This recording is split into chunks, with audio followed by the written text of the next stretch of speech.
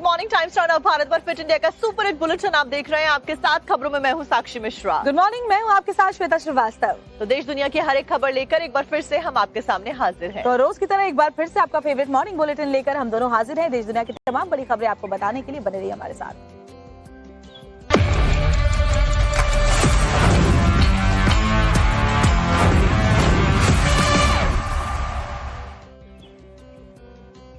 और बड़ी खबर के साथ शुरुआत करेंगे। जैसे कि आशंका थी, पेट्रोल और डीजल के दाम में बढ़ोतरी कर दी गई है। पेट्रोल और डीजल के दाम बढ़ा दिए गए हैं। तो अलग अलग जगहों से जो प्राइसेस की लिस्ट सामने आई है उसमें कोलकाता के लिए कहा जा रहा है कि सबसे ज्यादा जो प्राइसेस बढ़े हैं वो कोलकाता में बढ़े हैं। तो ऊर्जा संकट के बीच आपको याद होगा प्रधानमंत्री नरेंद्र मोदी ने भी अपील की थी लोगों से कि वर्क फ्रॉम होम करें, फ्यूल बचाएं। और जैसे हालात वेस्ट एशिया में बने हुए हैं, मिडिल ईस्ट में जो संकट गहराया हुआ युद्ध के बाद, उसके बाद आशंका इस बात को लेकर पहले से ही थी कि पेट्रोल और डीजल के दाम बढ़ेंगे। और 3 रुपए प्रति लीटर की बढ़ोतरी हो गई है पेट्रोल और डीजल में। तो पेट्रोल 3.14 और डीजल 3.11 रुपए प्रति लीटर महंगा हुआ है। नई जो दरें हैं वो आज से ही लागू कर दी जाएंगी। तो देखिए, अब दिल्ली में पेट्रोल की कीमत 97 रुपए 77 पैसे है, डीजल 90 रुपए 67 पैसे प्रति लीटर है। कोलकाता में इससे भी ज्यादा जो दाम अब हो गए हैं, कीमतें 108 रुपए 74 पैसे प्रति लीटर पेट्रोल की दाम।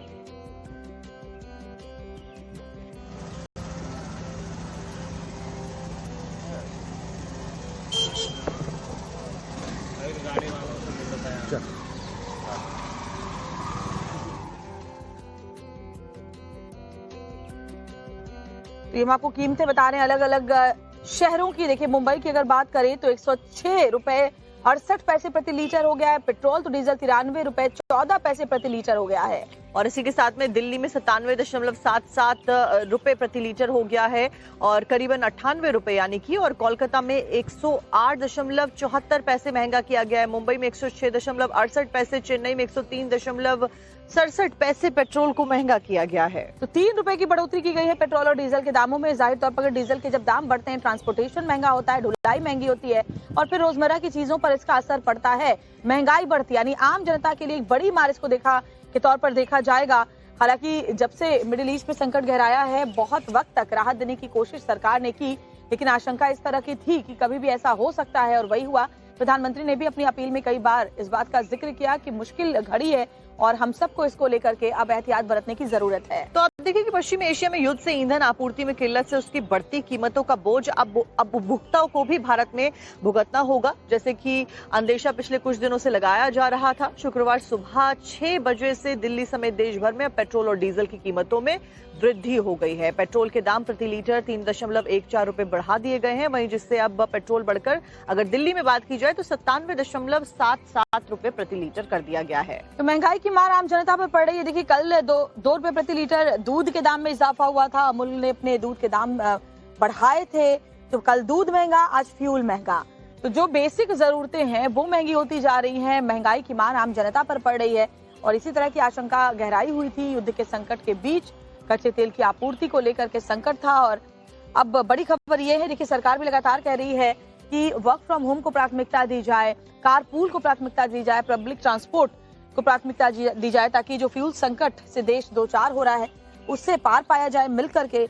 और इसी बीच बड़ी खबर ये है कि कल दूध महंगा हुआ, आज पेट्रोल की दरें बढ़ा दी गई हैं। तो अब देखिए कि लगातार जो संघर्ष है, जो तनावपूर्ण स्थिति है ईरान, अमेरिका और इजराइल के बीच में वो बरकरार है। ऐसे में ये आशंका जताई जा रही थी कि भारत जिसके ऊपर सबसे कम इम्पैक्ट अब तक पड़ा है, वो अब इसका इम्पैक्ट झेलने वाला है और कुछ ऐसी ही तस्वीरें अब नजर आने लगी हैं खबरों में।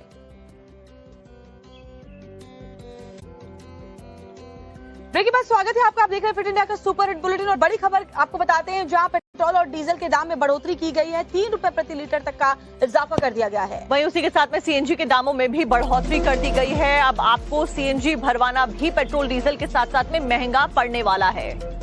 तो देखिए, फ्यूल के दाम बढ़ गए हैं और ये आशंका लगातार बनी हुई थी जब से मिडिल ईस्ट में तनाव के हालात बने हुए हैं। और बड़ी खबर ये है कि पेट्रोल और डीजल के दाम बढ़ गए हैं। पेट्रोल डीजल 3 रुपए प्रति लीटर महंगा हो गया, जबकि सीएनजी 2 रुपए प्रति किलो महंगी हो गई है। तो ऊर्जा संकट के बीच में पेट्रोल और डीजल के दाम तो बढ़े ही हैं और आज से ही ये सभी दरें लागू कर दी गई हैं। सीएनजी के दामों में भी इजाफा किया गया। अब आपको अगर पूरा टैंक जब आप फुल करवाते हैं तो 100 से 150 रुपए अतिरिक्त भरने पड़ेंगे। आज सुबह से सीएनजी 2 रुपए प्रति किलो महंगी कर दी गई है।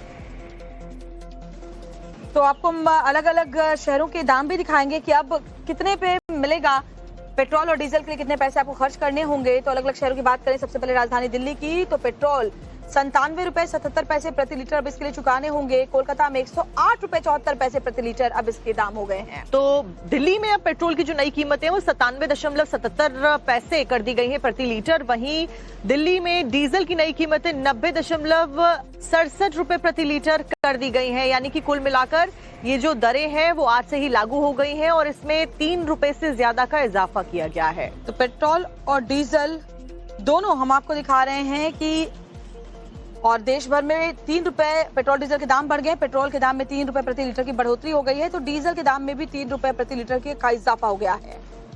वहीं अगर डीजल की बात की जाए तो डीजल भी दिल्ली में अब 90 रुपए से ज्यादा में मिलेगा प्रति लीटर। कोलकाता में 95 रुपए से ज्यादा पर लीटर पे मिलेगा। मुंबई में 93 और चेन्नई में 95 रुपए एक लीटर करीबन जो डीजल की दरें हैं वो लागू कर दी गई हैं। तो दिल्ली में डीजल की नई कीमत 90 रुपए 67 पैसे प्रति लीटर। पेट्रोल की कीमत की बात करें दिल्ली में 97 रुपए 77 पैसे प्रति लीटर। तो असर पड़ता ही है सर। कितने रुपए दाम बढ़े? तीन रुपए के आसपास बढ़े हैं। 3 आज ही बढ़े हैं सुबह मेरे ख्याल से। ये सही हो रहा है या गलत? अब रेट तो सर हर चीज़ के बढ़ ही रहे हैं।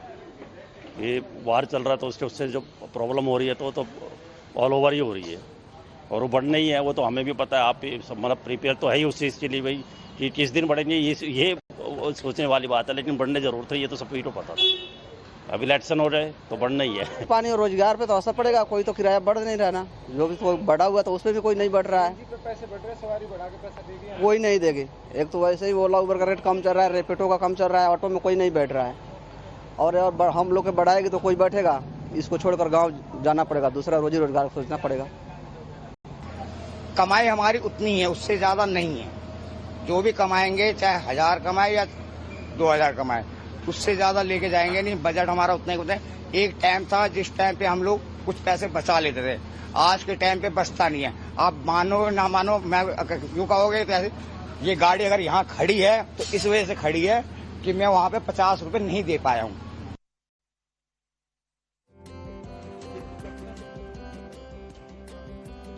तो अब देखिए 3 तस्वीरें आपको दिखाते हैं कि कैसे बीते दिन दूध की कीमतों में इजाफा किया गया था। आज पेट्रोल डीजल के बाद में अब सीएनजी में भी इजाफा कर दिया गया है। तो चीजें महंगी हो गई है, महंगाई की मार आम जनता पर पड़ी है। कल दूध महंगा, अब पेट्रोल डीजल महंगा और सीएनजी भी महंगी है। 3 तस्वीरें हम आपको दिखा रहे हैं देशवासियों के लिए। एक अब जो खबर है जिसकी की आशंका थी कि ऐसा ना हो, वही हुआ है।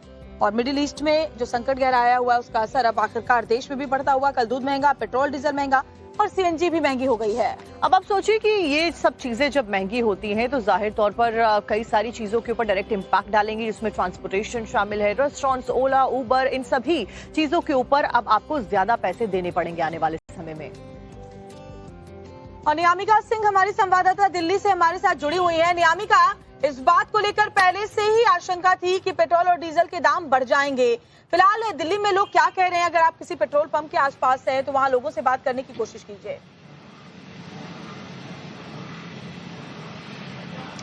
जी बिल्कुल, देखिए अभी फिलहाल हम लोग एक पेट्रोल पंप पे खड़े हुए हैं और जिस तरीके से आज सरकार की तरफ से घोषणा की गई है कि पेट्रोल और डीजल के दाम जो है वो 3 रुपए बढ़ जाएंगे। अभी हमने कुछ लोगों से भी यहाँ बातचीत करने की कोशिश की और एक बार दोबारा से ये कोशिश करते हैं कि कितना इसका प्रभाव जो है वो उनके पॉकेट्स पे पड़ने वाला है। सर, 3 रुपए बढ़ गया है पेट्रोल और डीजल का दाम, क्या आपकी तरफ से ये एक्सपेक्टेड था और कितना बड़ा इम्पैक्ट? बिल्कुल एक्सपेक्टेड नहीं था, बिल्कुल भी एक्सपेक्टेड नहीं था। और ये जो हॉर्मुज की वजह से ये रुके पड़े हैं एक ही जगह, इनको रसिया खुद आके तेल और गैस सब कुछ देना चाहता है, इनको लेना चाहिए। आपकी पॉकेट पे, आपके जो पूरे मंथली इनकम है उस पर कितना बड़ा इम्पैक्ट पड़ेगा? क्योंकि पेट्रोल डीजल की दाम बढ़ने से कई और चीजों की दाम अपने आप बिल्कुल पड़ेगा। जैसे कि हम ऑफिस जाते हैं तो हमारा आना है जाना है वो तो डायरेक्ट हमारी पॉकेट पे है। उसके बाद आप घर में जो चीजें लाते हैं या डिलीवरी से रिलेटेड है, होटल से रिलेटेड है, सब कुछ डीजल, पेट्रोल और गैस पे बढ़ी हैं। गैस बढ़ने की वजह से बहुत सारी चीजें महंगी हो रखी। अब ये पेट्रोल और डीजल की वजह से मालूम नहीं कहाँ जाएगी महंगाई।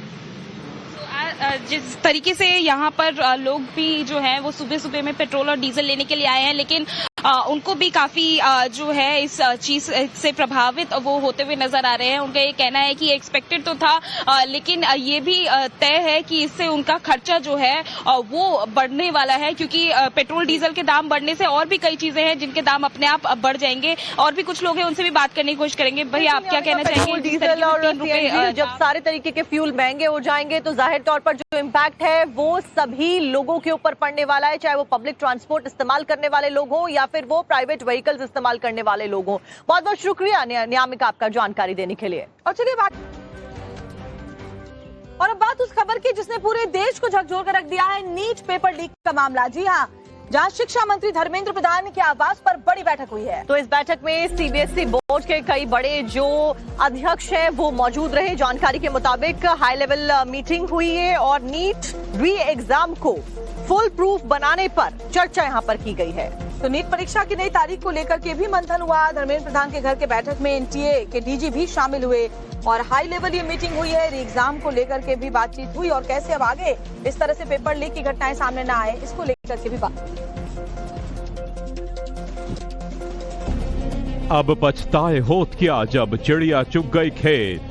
22 लाख नीट परीक्षा देने वाले और डॉक्टर बनने का सपना संजोए छात्रों के भविष्य पर ग्रहण लगने के बाद शिक्षा मंत्री मीटिंग खेल रहे हैं। नीट 2026 के परीक्षा रद्द हुए, लेकिन शिक्षा मंत्री धर्मेंद्र प्रधान की जुबान से अब तक एक शब्द नहीं निकला।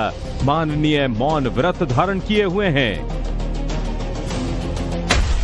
अब खबर यह है कि बीती रात अपने घर पर एक हाई लेवल मीटिंग की है जिसमें री एग्जाम के मुद्दों पर मंथन हुआ है।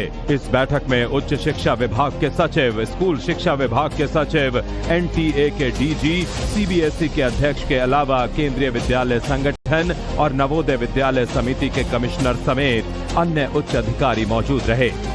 बैठक में लिए गए फैसलों की अभी आधिकारिक जानकारी सामने नहीं आई है। उधर अहमदाबाद में एनएसयूआई ने धर्मेंद्र प्रधान का विरोध किया, काले झंडे दिखाए और इस्तीफे की मांग की। धर्मेंद्र प्रधान एक कार्यक्रम में शामिल होने भारतीय प्रबंधन संस्थान अहमदाबाद में पहुंचे थे। देश के दूसरे हिस्से में भी जिम्मेदारों के खिलाफ प्रदर्शन हो रहे हैं। उधर गोवा में नीट परीक्षा रद्द होने से आहत होकर एक छात्र ने खुदकुशी कर ली। दिल्ली के पूर्व सीएम अरविंद केजरीवाल ने मृतक छात्रों के परिजनों से मुलाकात की। इसके बाद उन्होंने क्या कहा, आप भी सुनिए। बहुत ज़्यादा स्ट्रेस में थे, उनके परिवार के लोगों ने बताया। मैं युवाओं से यही कहना चाहता हूं कि इस तरह का कोई भी कदम कर लेना ठीक नहीं है। उन्हें अपना, मेरे पास कई जगह से खबरें आ रही हैं कि कई बच्चे नर्वस ब्रेकडाउन हो रहा है, कई बच्चे बहुत ज़्यादा डिप्रेशन में हैं।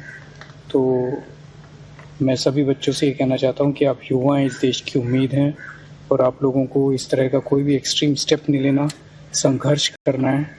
जीवन संघर्ष का ही नाम है।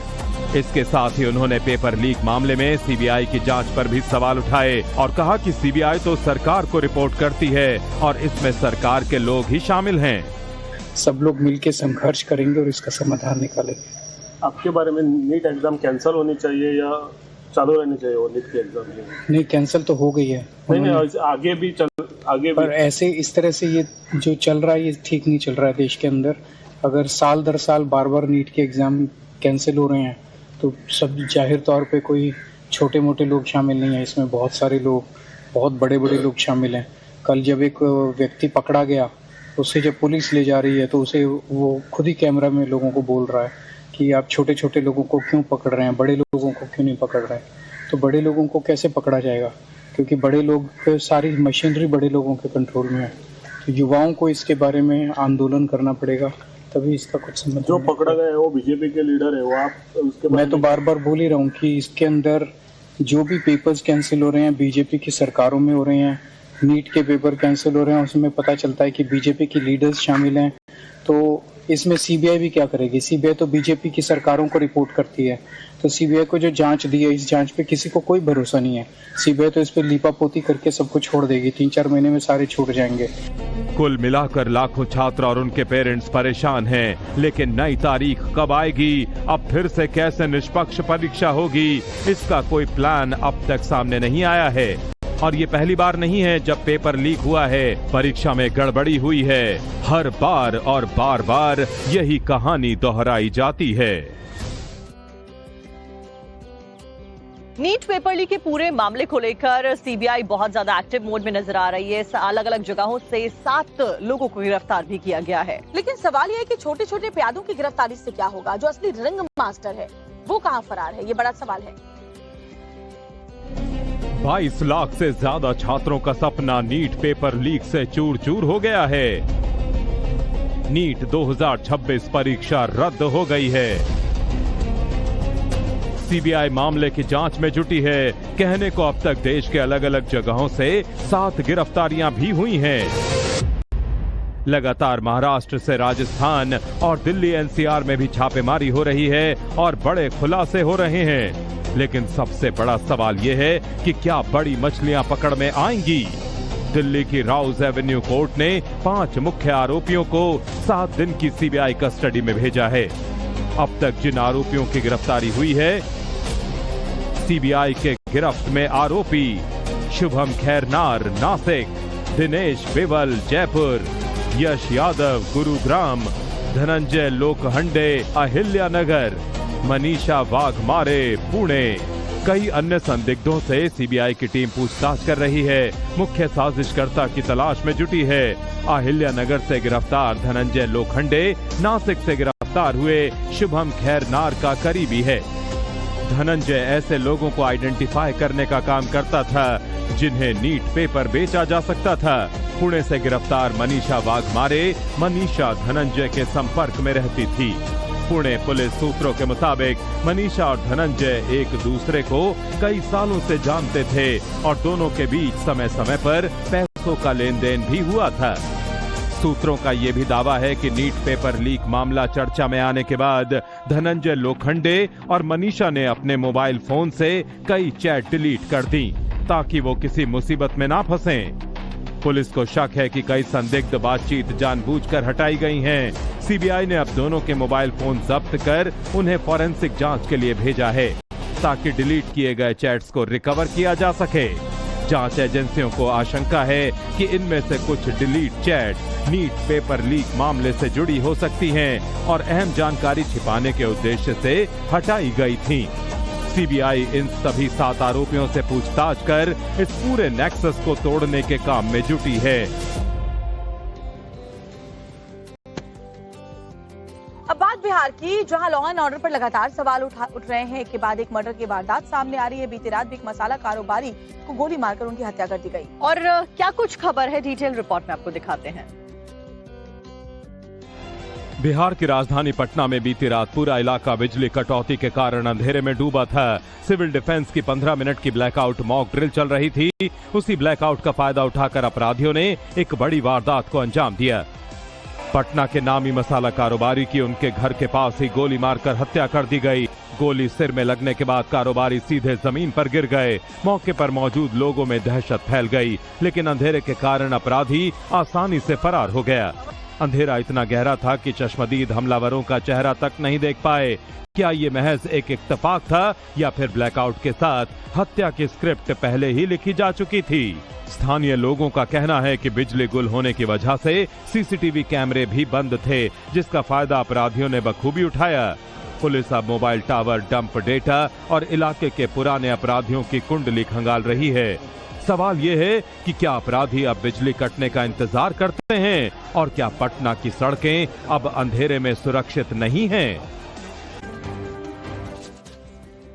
मध्य प्रदेश के धार में विवादित भोजशाला के मामले को लेकर आज बहुत महत्वपूर्ण दिन है, क्योंकि आज उसका भविष्य तय होने वाला है और इसीलिए पुलिस प्रशासन भी अलर्ट मोड पर है। इलाके में धारा 144 लगा दी गई है। साथ ही सख्त हिदायत भी दी गई है कि कोई भी उपद्रव मचाएगा तो कड़ी कार्रवाई उसके खिलाफ होगी। आज का दिन मध्य प्रदेश ही नहीं बल्कि पूरे देश के लिए ऐतिहासिक होने वाला है। मध्य प्रदेश में धार की विवादित भोजशाला का भविष्य आज तय होगा। करीब 2 साल की लंबी कानूनी लड़ाई, 98 दिनों का विस्तृत एएसआई सर्वे और सैकड़ों दस्तावेजों की जांच के बाद आज इंदौर हाई कोर्ट इस पर अपनी अंतिम मोहर लगाने जा रहा है। क्या भोजशाला वाग्देवी का मंदिर है या फिर ये कमाल मौला की मस्जिद है? जस्टिस विजय कुमार शुक्ला और जस्टिस आलोक अवस्थी की बेंच आज दोपहर इन सभी सवालों के जवाब देगी। इस केस में वो 5 सबसे बड़े बिंदु जिन पर फैसला आना है। क्या कोर्ट पुरातत्व विभाग की रिपोर्ट को पूरी तरह स्वीकार करेगा? क्या हिंदू पक्ष को प्रतिदिन पूजा का अधिकार मिलेगा? क्या शुक्रवार की नमाज पर कोई नई व्यवस्था लागू होगी? क्या 1991 के प्लेस ऑफ वर्शिप एक्ट के तहत इस विवाद का निपटारा होगा? इस मामले को लेकर पुलिस प्रशासन एक्शन मोड में है। जिले के डीएम ने लोगों से शांति की अपील की है। डीएम ने कहा है फैसला जो भी आए वो सबके लिए स्वीकार योग्य होना चाहिए।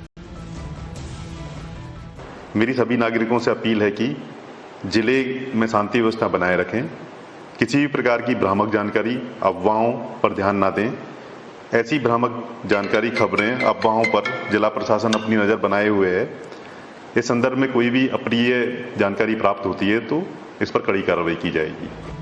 फैसले के मद्देनजर धार जिले में धारा 144 लागू कर दी गई है। सोशल मीडिया पर निगरानी रखी जा रही है और पुलिस ने साफ किया है कि किसी भी तरह की अफवाह फैलाने वालों पर सख्त कार्रवाई होगी। खबर मध्य प्रदेश के छतरपुर से आपको बताते हैं, जहां केन बेतवा लिंक परियोजना को लेकर बीते कई दिनों से लगातार विवाद जारी है। अभी बीते बुधवार को भी विरोध करे लोगों पर पुलिस की तरफ से दोनों के बीच झड़प की तस्वीरें भी सामने आई। जब पुलिस वहां पर आरोपियों को पकड़ने के लिए पहुंची तो वहां पर कैसे बवाल की तस्वीरें सामने आई हैं, आपको दिखाते हैं पूरी खबर। छतरपुर में डोढन गांव में बीते बुधवार को केन बेतवा लिंक परियोजना के लिए पुलिस टीम मकानों को कब्जाने पहुंची थी और इसी दौरान वहां मौजूद गांव वालों के साथ पुलिस कर्मियों की जमकर बहस हो गई। ये बहस कुछ ही देर में इतनी ज्यादा बढ़ गई कि गुस्साए गांव वालों ने पुलिस टीम पर हमला बोल दिया और मौके पर जमकर बवाल हुआ। इस बवाल में क्योंकि कई पुलिसकर्मी घायल भी हुए थे, इसीलिए पुलिस टीम ने 38 नामजद समेत 150 लोगों पर एफआईआर की और जब गुरुवार को पुलिस टीम डोढन गांव में गिरफ्तारियां करने पहुंची तो प्रदर्शनकारियों ने पुलिस टीम पर पथराव कर दिया।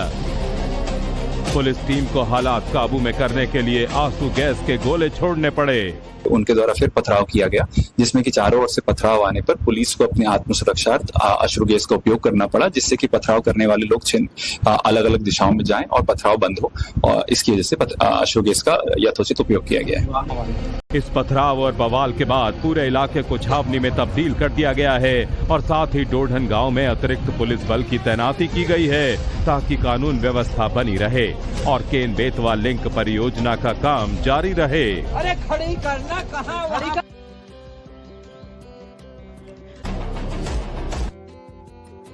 तो फ्यूल संकट को लेकर प्रधानमंत्री नरेंद्र मोदी लगातार लोगों से अपील भी कर रहे हैं और खुद भी उस पर अमल करते हुए नजर आ रहे हैं। वहीं दूसरी तरफ उन्हीं की पार्टी के कैसे मंत्री हैं जो कि उन्हीं की अपील को ताक पर रखते हुए नजर आ रहे हैं। उनका ये मानना है शायद कि ये अपील और ये फ्यूल सेविंग तो चलती रहेगी, लेकिन भौकाल सबसे पहले है। स्क्रीन के बाईं तरफ देश के प्रधानमंत्री नरेंद्र मोदी का काफिला है जो देश से न सिर्फ फ्यूल बचाने की अपील कर रहे हैं बल्कि उस पर खुद भी अमल करके दिखा रहे हैं। वहीं स्क्रीन के दाहिनी तरफ यूपी सरकार के नए नवेले मंत्री जी हैं जो लखनऊ में शपथ लेने के बाद वाराणसी पहुंचे तो पीएम की फ्यूल सेविंग अपील को ताक पर रखते हुए ऐसा काफिला निकाला जिससे सड़कों पर जबरदस्त जाम लग गया। लखनऊ से शपथ लेकर वाराणसी पहुंचे यूपी सरकार के नए राज्य मंत्री हंसराज विश्वकर्मा के इस काफिले में आप कारों की लंबी कतार साफ देख सकते हैं। मंत्री जी का काफिला इतना ज्यादा लंबा था और उनकी गाड़ी के पीछे लग्जरी कारों की इतनी लंबी कतार थी कि वाराणसी की सड़कों पर जाम जैसी स्थिति पैदा हो गई। मंत्री जी के भौकाल की वजह से आम लोग काफी देर तक जूझते नजर आए।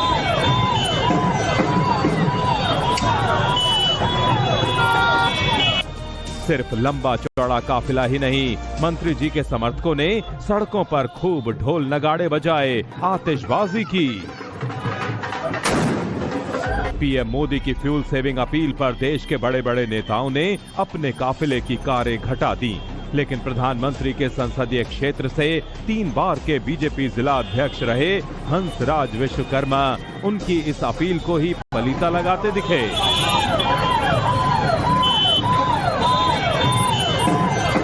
जानकारी के मुताबिक हंसराज के स्वागत में आई कारों के काफिले की वजह से अतुलानंद से लेकर तरना तक गाड़ियों की लंबी कतारें लगी रहीं। वहीं कुछ रिपोर्ट्स में दावा किया गया कि काफिले का वीडियो बनता देखकर राज्य मंत्री हंसराज गाड़ी से उतर गए और काफिले की कारों को साइड में रोकने के लिए कहा, लेकिन फिर भी कारों का काफिला उनके साथ ही रहा।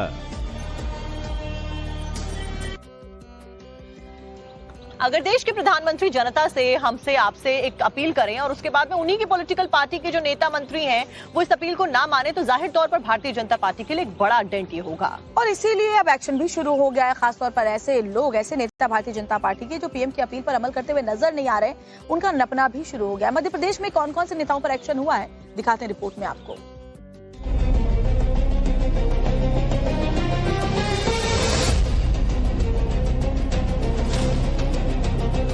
प्रधानमंत्री की फ्यूल बचत अपील को नजरअंदाज करने वाले मध्य प्रदेश बीजेपी के 2 नेताओं के खिलाफ भारतीय जनता पार्टी और मध्य प्रदेश के मुख्यमंत्री मोहन यादव ने एक्शन लिया है।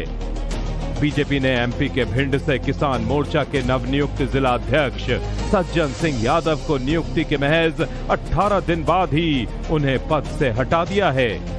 वहीं प्रधानमंत्री की ईंधन खपत की अपील को अनसुना करने वाले मध्य प्रदेश के पाठ्य पुस्तक निगम के अध्यक्ष सौभाग्य सिंह को एमपी सीएमओ की तरफ से कारण बताओ नोटिस जारी किया गया है और जांच पूरी होने तक मुख्यमंत्री ने उनके अधिकार छीन लिए हैं। यहां तक कि वो अब फाइल तक साइन नहीं कर पाएंगे। दरअसल सौभाग्य सिंह एमपी पाठ्य पुस्तक निगम के अध्यक्ष का पदभार ग्रहण करने के लिए उज्जैन से भोपाल आ रहे थे, लेकिन इसी दौरान उन्होंने करीब 700 गाड़ियों का काफिला निकाला और न सिर्फ मुख्यमंत्री बल्कि प्रधानमंत्री की अपील को भी नजरअंदाज कर दिया, जिसके बाद एमपी सीएमओ यानी मोहन यादव के ऑफिस ने उन्हें कारण बताओ नोटिस जारी किया और उन पर कई प्रतिबंध लगा दिए। प्रतिबंधों के बाद सौभाग्य सिंह पाठ्य पुस्तक निगम के दफ्तर में दाखिल नहीं हो सकते, मीटिंग्स में हिस्सा नहीं ले सकते, पद के साथ मिलने वाली सुविधाओं का इस्तेमाल नहीं कर सकते, अधिकारियों को निर्देश नहीं दे सकते और निगम से जुड़ा किसी भी तरह का प्रशासनिक या वित्तीय फैसला भी नहीं ले सकते। मैं इस वक्त मौजूद हूं मंगरौला गांव में, जहां पर नवनियुक्त पाठ्य पुस्तक निगम मध्य प्रदेश बोर्ड के अध्यक्ष सौभाग्य सिंह ठाकुर का निवास है, जहां पर उनका काफिला सोमवार के दिन से सुबह रवाना हुआ, जिसमें सैकड़ों की संख्या में गाड़ियों का काफिला नजर आ रहा था। आपको बता दें कि ये वही गाड़ियां हैं जिनमें सौभाग्य सिंह ठाकुर सवार थे। सामने मैं आपको तस्वीरों में वो गाड़ियां दिखाना चाहूंगा, जो 1111 जो गाड़ी नंबर आपको दिखाई दे रहा है, इसी में वो सवार होकर अपने काफिले के साथ में पदभार ग्रहण करने के लिए भोपाल रवाना हुए थे। वहीं दूसरी तरफ भिंड में बीजेपी किसान मोर्चा नवनियुक्त जिला अध्यक्ष सज्जन सिंह यादव ने अभी 18 दिन पहले ही पदभार संभाला था, लेकिन पीएम मोदी की फ्यूल सेविंग अपील के बावजूद उन्हें ग्वालियर में शक्ति प्रदर्शन करना भारी पड़ गया। –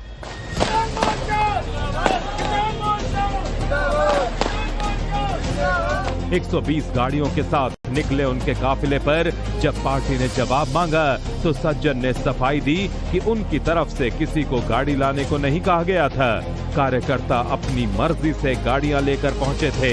हालांकि संगठन उनकी सफाई से संतुष्ट नहीं हुआ और नियुक्ति निरस्त कर दी गई।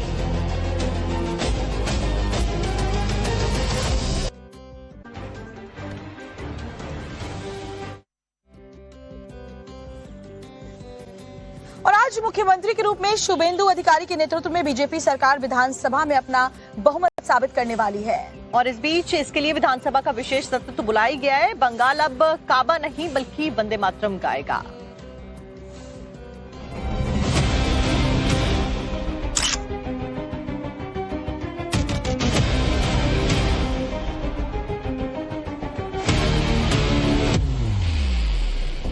बंगाल की सियासत के लिए आज सुपर फ्राइडे है। मुख्यमंत्री शुभेंदु अधिकारी विधानसभा के पटल पर अपनी सरकार का बहुमत साबित करेंगे।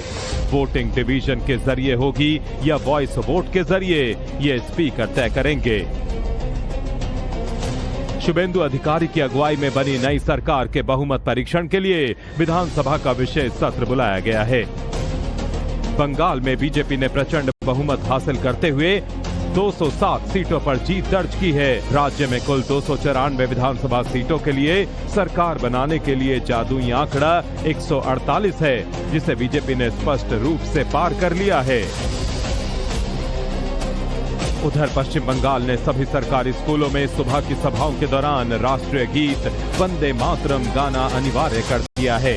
मुख्यमंत्री शुभेंदु अधिकारी के नेतृत्व वाली नई बीजेपी सरकार ने आदेश दिया है कि छात्रों को अपनी कक्षाएं शुरू करने से पहले 6 छंदों वाला ये गीत गाना होगा।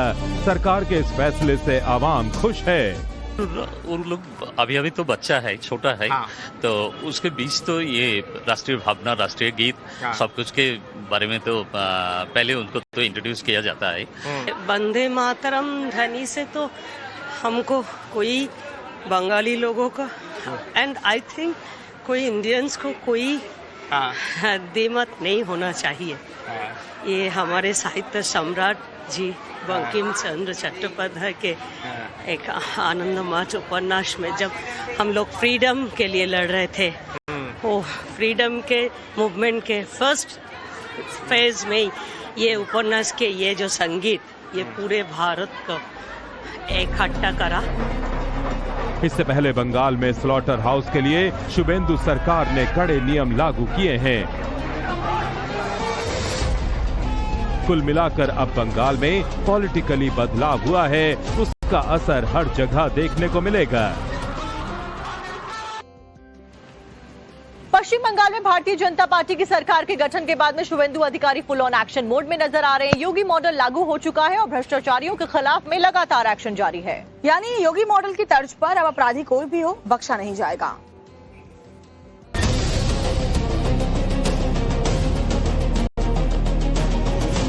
बंगाल में अब यूपी मॉडल पूरी तरह लागू हो गया है। शुभेंदु प्रधानमंत्री मोदी और यूपी के सीएम योगी आदित्यनाथ के नक्शे कदम पर चल पड़े हैं। तुष्टीकरण के गढ़ में अब अवैध निर्माण पर बुलडोजर गरज रहा है और सख्त कानून की गूंज सुनाई दे रही है। जहां कहीं भी गड़बड़ी और अवैध कब्जे की शिकायत मिलती है, बुलडोजर एक्शन मोड में आ जाता है। दक्षिण 24 परगना के पायलान में टीएमसी विधायक दिलीप मंडल के आवास पर पुलिस ने छापेमारी की है। उन पर चुनाव परिणाम घोषित होने के बाद भड़काऊ टिप्पणियां करने और इलाके के लोगों को धमकाने वाले वीडियो क्लिप प्रसारित करने का आरोप है। कोलकाता के सोना पप्पू केस मामले में ईडी ने डीसीपी शांतनु सिन्हा घोष को गिरफ्तार किया है। बार बार समन देने के बाद भी वो पेश नहीं हो रहे थे। शांतनु के खिलाफ लुकआउट नोटिस भी निकाला हुआ था। उधर शुभेंदु सरकार के इस एक्शन से टीएमसी नाराज है। टीएमसी सांसद सौगत रॉय ने कहा, बंगाल का माहौल खराब किया जा चुका है, बुलडोजर तो उत्तर प्रदेश में चलता है। बुलडोजर तो उत्तर प्रदेश में चलता है। अगर किसी को मकान गिराया जाए ना, कानूनी तरीका से करना है, नोटिस देके। बंगाल सरकार कह रही है कि जो भी इलीगल होगा उसको हम तोड़ेंगे। कानून के अनुसार तोड़े, नहीं तो लोग कोर्ट में जाएंगे। शुभेंदु सरकार पूरी तरह एक्शन मोड में है और अपने चुनावी वायदों के मुताबिक काम पर जुटी है। अभी तो आगाज है, देखिए आगे आगे होता है क्या।